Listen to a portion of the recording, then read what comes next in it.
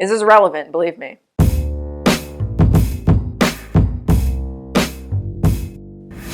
Hey guys, I'm V-Lobs. This is the Technophiles Newscast, and Ghostbusters!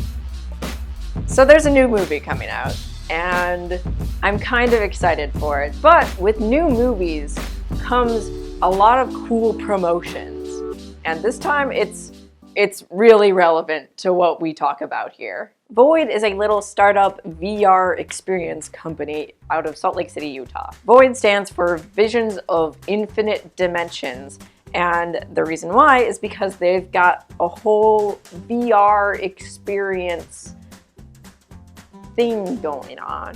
Basically, as some people have described it, it's the holodeck. The way the company describes their product is that it's not quite a virtual reality, but a hyper reality. Theirs is combining tactile world, real world stuff with virtual reality. In Salt Lake City, they have a rented out space where they can set up a big room full of walls and moving platforms and heat lamps and anything relevant to the experience you're going to have. You strap on a backpack, you put on some goggles, you hold whatever props you need to be holding for this experience, and you explore that room. Of course, when you're in a hyper reality experience like this, it can be a little bit clunky to have to wear big goggles or a heavy backpack or a prop in your hand to interact with your surroundings. But guess what all of those are applicable to?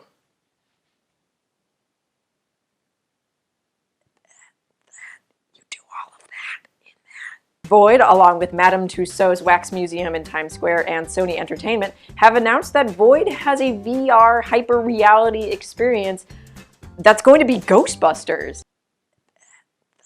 Some of the experiences that Void offers do include kind of a space marine exploration thing where you run around with a gun and you shoot lasers at stuff. So obviously, you just turn that gun into a proton thrower, and you turn that VR backpack that contains all the stuff that you need to run VR into a proton pack.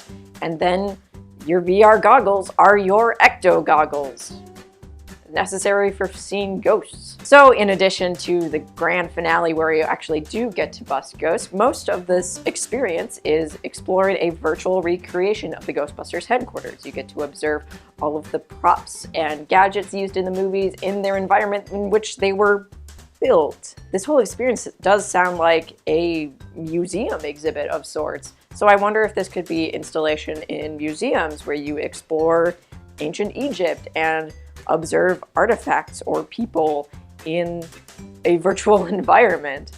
It's an interesting thought. So if you guys do make it out to New York City after July 1st, maybe you should check out Madame Tussauds Museum, and after you're done taking selfies with a wax figure of Barack Obama, you should go check out the Ghostbusters experience. And if you do go, let us know. We want to hear about it.